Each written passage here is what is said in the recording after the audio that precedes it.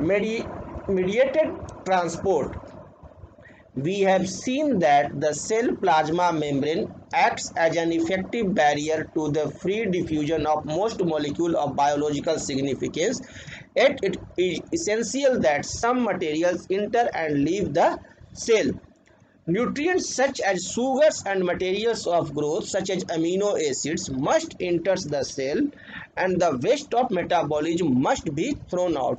कोई भी सेल है और वो जीवित इकाई है तो उसे जीवन रहने के लिए बहुत सारे न्यूट्रिएंट्स की ज़रूरत पड़ती है, जैसे शुगर्स, अमीनो एसिड। जैसे हम लोगों को बहुत सारी चीज़ों की जरूरत पड़ती है तो हम लोग खाना खाते हैं, उसी तरह से सेल को भी, तो वो सेल के अंदर रेगुलर अंदर जाते रहता है और जो भी अनवांटेड या वेस्ट मटेरियल है वो सेल से बाहर भी निकलते रहते हैं। Such molecules are moved across the membrane by special proteins, और ऐसे मॉलिक्यूल्स जो हैं वो मूव करते हैं एक स्पेशल प्रोटीन्स के द्वारा, कॉल्ड ट्रांसपोर्ट प्रोटीन्स, जिसे कि कहते हैं हम लोग क्या, ट्रांसपोर्ट प्रोटीन्स या पेरमेसेज, या क्या कहते हैं, पेरमेसेज। यानी कि एक स्पेशल तरह का प्रोटीन्स रहता है जो कि इसके मूवमेंट में मदद करता है। That proteins is called as transport proteins या पेरमेसेज।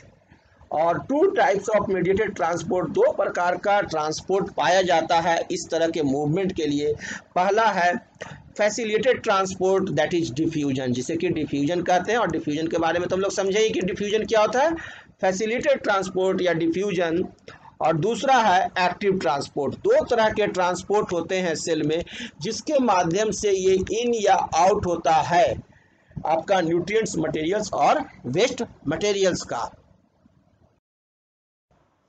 एक्टिव ट्रांसपोर्ट और डिफ्यूजन, अब हम लोग देखते हैं डिफरेंसेज बिटवीन एक्टिव ट्रांसपोर्ट और diffusion. Active transport is a rapid process, यह एक रैपिड प्रोसेस है, और it is a slow process, diffusion एक स्लो प्रोसेस है।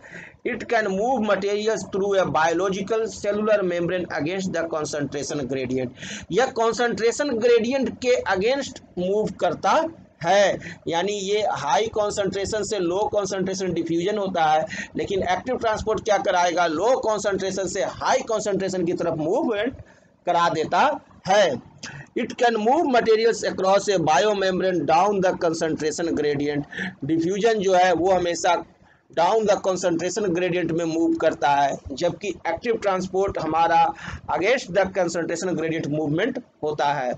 It takes place in one direction only, active transport सिर्फ एक ही डायरेक्शन में मूव करता है, और जबकि डिफ्यूजन जो है बोथ डायरेक्शन में मूव करता है, दोनों डायरेक्शन में मूव करता है, लेकिन एक में ज़्यादा और एक में कम। इट नीड्स कैरियर और ट्रांसपोर्ट प्रोटीन्स टू ऑकर, यह कैरियर है प्रोटीन्स का, और इसको कैरियर करने, इसको ट्रांसपोर्ट करने के लिए, एक्टिव ट्रांसपोर्ट के लिए हमारे को प्रोटीन्स की आवश्यकता पड़ती है। और लेकिन डिफ्यूजन में it occurs without the help of carrier proteins, ये बिना कैरियर प्रोटीन्स की मदद के होते हैं। एक्टिव ट्रांसपोर्ट के लिए हमें कैरियर प्रोटीन्स की जरूरत पड़ती है, लेकिन डिफ्यूजन में किसी भी तरह का कैरियर प्रोटीन की जरूरत नहीं है। It uses energy of ATP, या एटीपी एनर्जी यूज करता है, इट डजंट यूज एनर्जी, या किसी भी तरह का एनर्जी का यूज नहीं होता है डिफ्यूजन में, लेकिन एक्टिव ट्रांसपोर्ट में एनर्जी की आवश्यकता पड़ती है in the form of ATP. ATP क्या होता है हम लोग आगे पढ़ेंगे। It brings about the selective uptake of materials, or it allows all transmissible molecules to pass through membrane. Active transport में सेलेक्टिव मटेरियल्स का ही मूवमेंट होता है, लेकिन यह ऑल ट्रांसमिसिबल मॉलिक्यूल्स, इसमें डिफ्यूजन में जितने भी ट्रांसमिसिबल मॉलिक्यूल्स रहेंगे सभी को मेम्ब्रेन के थ्रू मूवमेंट करा देगा। It leads to accumulation of materials in the cell, or it does not accumulate material in the cell, या सेल के अंदर क्या करता है, मटेरियल्स का स्टोरेज कराता है, लेकिन यह किसी तरह का स्टोरेज नहीं कराता है। Facilitated transport diffusion. In this case, the permease assist a molecule to diffuse through the membrane that it cannot otherwise penetrate. Facilitated transport diffusion के बारे में हम लोग पढ़ चुके हैं। इसमें क्या होता है, हाई कॉन्सेंट्रेशन से लो कॉन्सेंट्रेशन की तरफ मूवमेंट होते हैं through a membrane. Active transport, in this case the energy is supplied to the system, या एनर्जी सप्लाइड होता है सिस्टम को, कॉल्ड पंप, जिसे पंप करना कहते हैं, to transport molecules in a direction opposite to concentration gradient. और यह हाई कॉन्सेंट्रेशन से लो कॉन्सेंट्रेशन की तरफ न होकर के लो कॉन्सेंट्रेशन से हाई कॉन्सेंट्रेशन की तरफ भी मूवमेंट हो सकता है एक्टिव ट्रांसपोर्ट के द्वारा थ्रू सेलेक्टिवली परमेबल मेम्ब्रेन, और जिसके लिए एनर्जी की जरूरत पड़ती है, जिसको कि कहते हैं pump. In active transport, molecules are moved uphill against the force of passive diffusion. Active transport always involves expenditure of energy from ATP. Active transport हमेशा एनर्जी का एक्सपेंस कराता है, because materials are pumped against the concentration gradient, क्योंकि materials को concentration gradient के against में movement कराना है, इसलिए हमेशा एनर्जी का रिक्वायरमेंट होता है और एनर्जी एक्सपेंड करवाता है एक्टिव ट्रांसपोर्ट।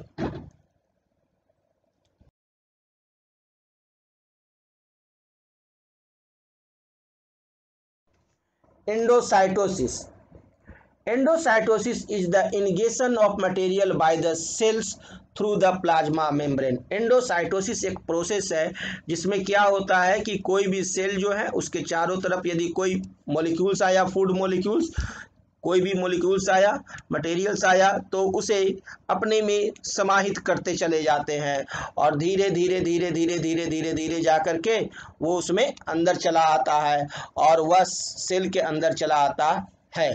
तो इस प्रोसेस को कहते हैं endocytosis.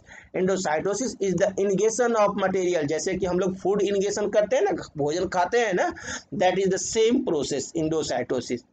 It is collective term that describe three similar processes. तीन सिमिलर प्रोसेसेज का यह कलेक्टिव टर्म है एंडोसाइटोसिस। पहला phagocytosis, that means cell eating, cell के द्वारा कोई भोजन का खाना, उसे कहते हैं फैगोसाइटोसिस। पोटोसाइटोसिस, सेल ड्रिंकिंग को कहते हैं पोटोसाइटोसिस।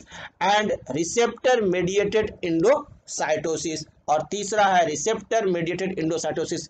इस तीनों प्रोसेस को हम लोग कलेक्टिवली कहते हैं क्या, एक टर्म दे दिए हैं एंडोसाइटोसिस। चाहे सेल ईटिंग हो उसके लिए फैगोसाइटोसिस बोल सकते हैं, नहीं तो एंडोसाइटोसिस। सेल ड्रिंकिंग को आप पोटोसाइटोसिस भी बोल सकते हैं, नहीं तो एंडोसाइटोसिस बोल सकते हैं। रिसेप्टर मेडिएटेड एंडोसाइटोसिस को भी आप एंडोसाइटोसिस सिंपली बोल सकते हैं।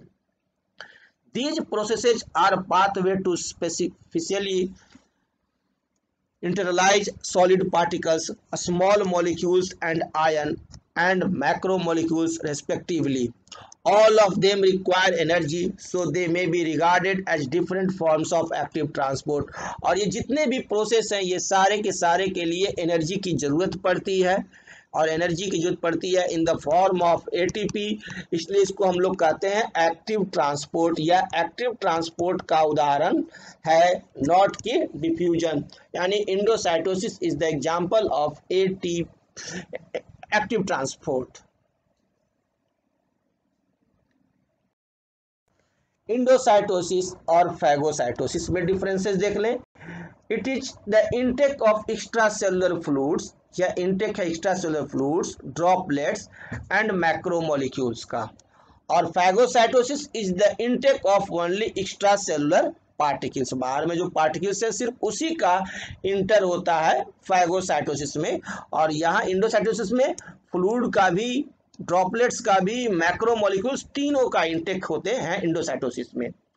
Plasma membrane invaginates to take up the material. Plasma membrane grows around the particles as pseudopodia, यहाँ प्लाज्मा मेम्ब्रेन स्यूडोपोडिया के रूप में चारों तरफ फॉर्म कर जाते हैं। It is a nutritive process, और it is a nutritive and a defensive process. Endocytosis एक न्यूट्रिटिव प्रोसेस है, लेकिन फैगोसाइटोसिस न्यूट्रिटिव और डिफेंसिव प्रोसेस है। Endocytosis vesicles are only 0.1 micrometre wide, phagocytosis vesicles are 1 to 2 micrometre और more wide. Phagocytosis it literally means cell eating, इसका literally meaning होता है क्या? Cell eating. It is also the way in which white blood cells leukocytes engulf cellular debris and uninvited microbes.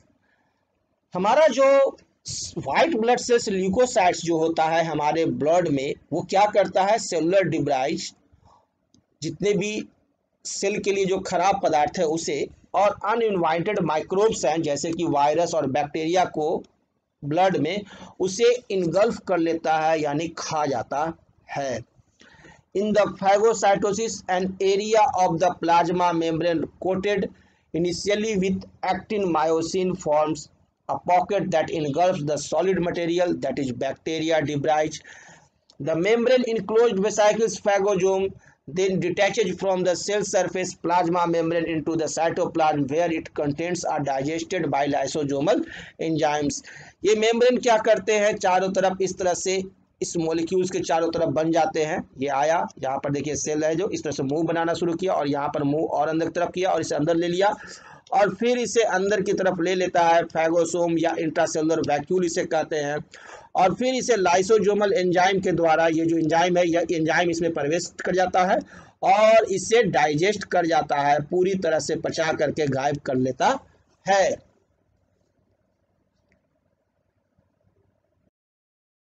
Exocytosis, endocytosis अंदर आना और exocytosis बाहर निकालना, ये है प्रोसेस अवांछित मटेरियल्स को बाहर निकालने का।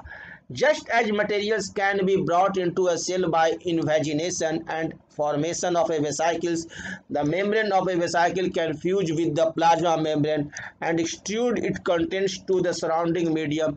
This process is called cell vomiting or exocytosis, और इसी प्रोसेस को कहते हैं सेल वोमिटिंग और एक्सोसाइटोसिस। कोई भी अवांछित मटेरियल जो हमारे बॉडी सेल के अंदर रहता है, उसके चारों तरफ एक मेम्ब्रेन बन जाता है, और उसके बाद ये क्या करता है? धीरे धीरे ये प्लाज्मा मेम्ब्रेन की तरफ बढ़ता है, और यहाँ पर फिर आपको एक द्वार खुल जाएगा, यहाँ पर ब्रस्ट करेगा, यहाँ पर छिद्र बनेगा, और ये आपको बाहर की तरफ निकल जाता है। Cell secreted release. Just like हमारे शरीर में कहीं पर भी घाव हो जाता है तो क्या होता है? धीरे धीरे वो फूल जाता है, और वो वहाँ पर एक छिद्र बन जाता है, और उस छिद्र से सारे के सारे लिक्विड जो कि खराब होते हैं वो बाहर निकल जाता है। ठीक उसी प्रकार से सेल भी अपने अंदर से वेस्ट मटेरियल्स को बाहर निकालते हैं, और उस प्रोसेस को कहते हैं एक्सोसाइटोसिस या cell vomiting. Just as materials can be brought into a cell by invagination and formation of a vesicles, ठीक उसी प्रकार से जैसे कि इन्वेजिनेशन और फॉर्मेशन ऑफ वेसाइकल्स के द्वारा आपको कोई मटेरियल्स इनटेक होता है। The membrane of a vesicle can fuse with the plasma membrane and extrude its content to the surrounding medium. उसी प्रकार मेम्ब्रेन क्या करता है? किसी मटेरियल्स को बाहर की तरफ प्लाज्मा मेम्ब्रेन फ्यूज करके बाहर निकालता है। This process is called cell vomiting और exocytosis. Exocytosis occurs in various cells to first remove undigested residues of substances brought in by endocytosis। पहला, अनडाइजेस्टेड रेसिड्यूज कोई बच गया जो कि पचा नहीं है, उसे बाहर निकालने के लिए एक्सोसाइटोसिस किया जाता है। दूसरा, secrete substances such as hormones enzymes and, और दूसरा हार्मोन्स या एंजाइम्स का अगर सेक्रेशन करना है उसके लिए भी एक्सोसाइटोसिस होता है। और तीसरा, transport a substance completely across A cellular barrier, और कोई सब्सटेंस को एक सेलुलर बैरियर से बाहर निकालना है तो उसके लिए भी एक्सोसाइटोसिस होता है।